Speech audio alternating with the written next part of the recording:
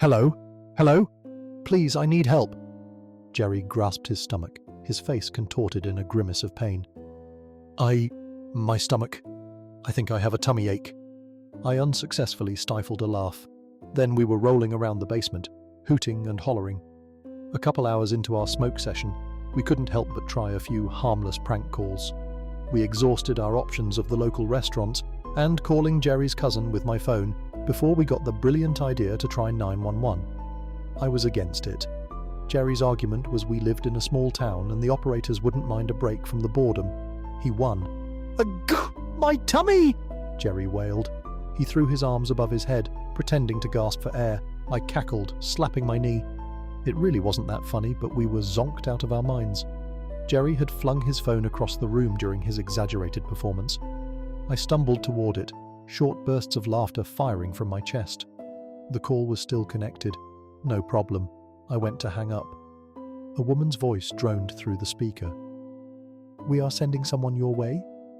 "No, wait." I brought the phone to my ear. The line disconnected. "Damn it, Jerry!" He was still writhing on the ground. "Jerry, I think they're actually coming."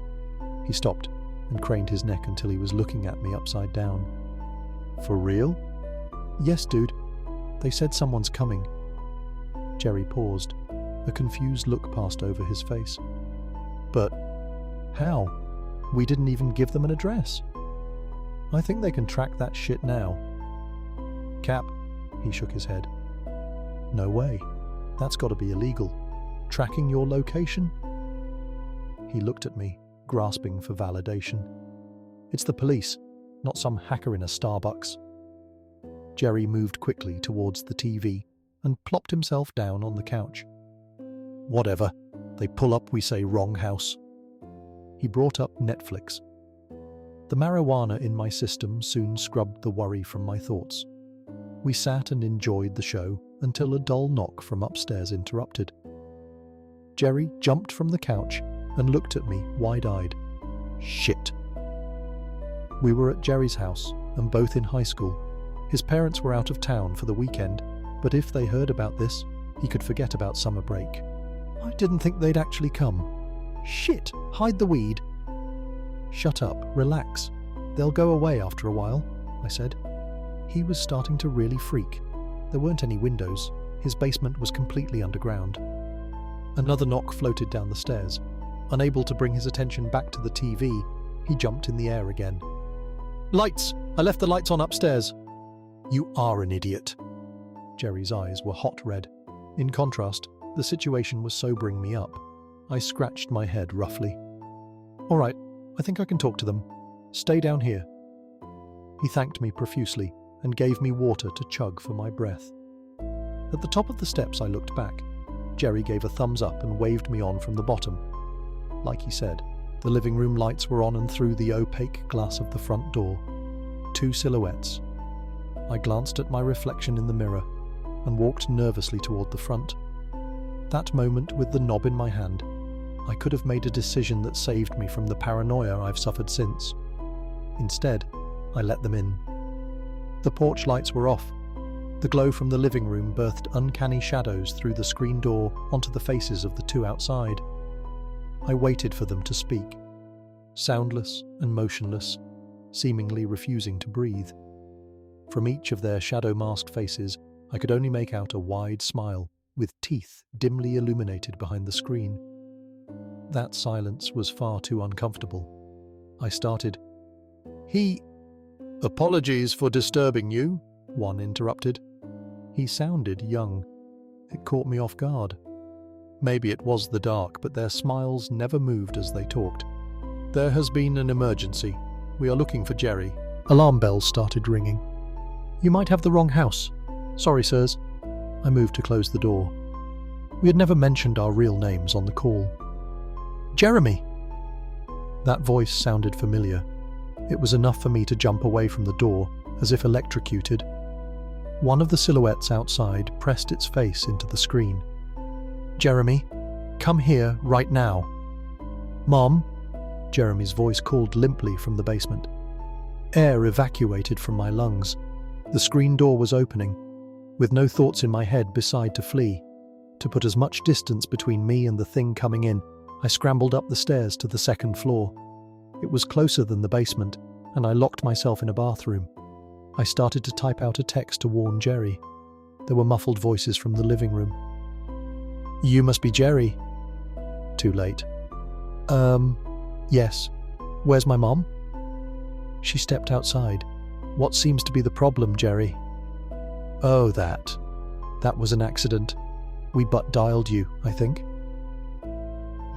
Yes. Your friend. Do you know where he is?" I sent a burst of texts to Jerry. "Don't trust them. Your mom's not here. Get out." "Yay. I'm not sure. He was supposed to answer the door.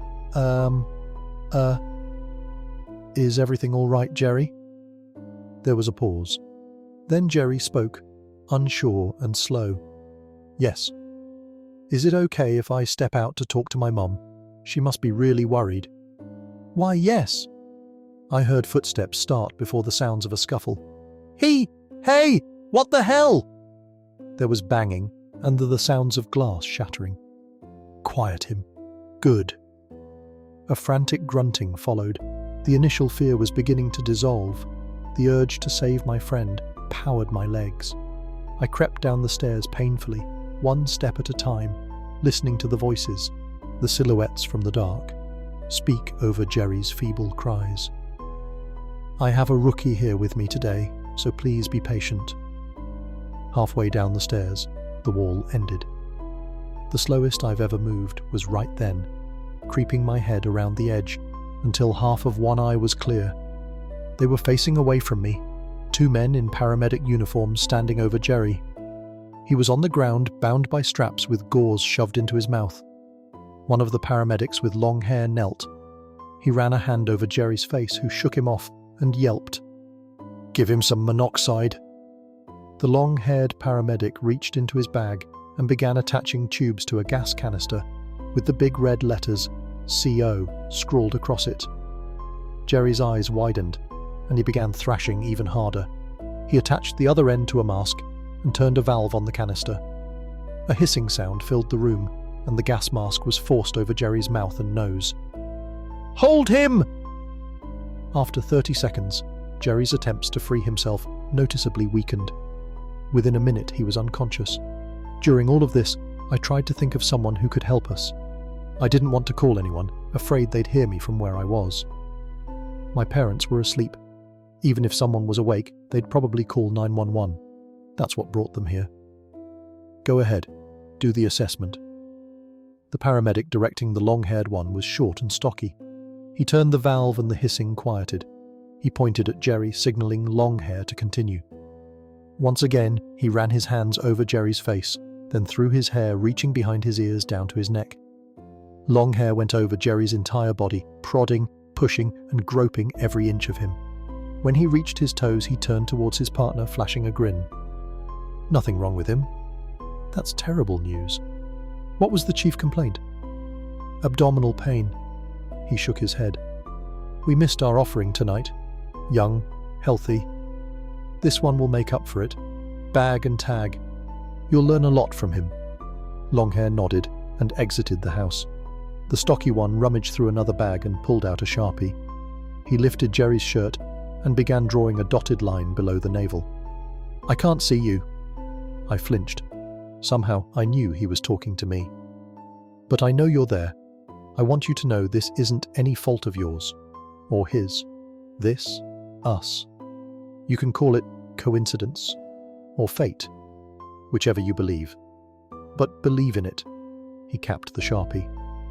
The dotted line had become a dotted oval, stretching across Jerry's abdomen and encircling his belly button. "We're here to help." Longhair walked back in with a stretcher. They quickly loaded Jerry up.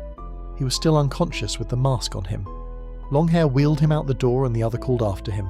"That's where you're going to cut. Get the tools ready." Then he looked into my eye. He smiled. When he spoke, he used Jerry's voice. "Does your tummy hurt too?" I could barely move but shook my head. "Goodbye." When the house was empty, I cried so hard I passed out. In the morning when I woke, I searched the entire house for Jerry. for proof that it was all a nightmare. There was no evidence of Jerry or the paramedics. Haven't seen them since. I called the police, the real ones. The story that stuck was I woke up and he was gone. I got a ticket for the weed. That's really it. There was nothing to prove my involvement. Nothing that could prove anything, really. Didn't just lose Jerry that day. No one talks to me. Can't even ask for homework answers anymore. All the adults try to hide their conversations about me. Not that I care much. To be honest, I'm still looking for my best friend. A week ago, it was late driving home from work. An ambulance pulled up beside me at a stop. Its lights weren't on, but I kept my foot on the brake when the traffic light turned green. I tried to get a look inside from the back window, but it was too dark to see. Just make sure that it's really an emergency when you dial that number. And if you do, make sure that it's really them.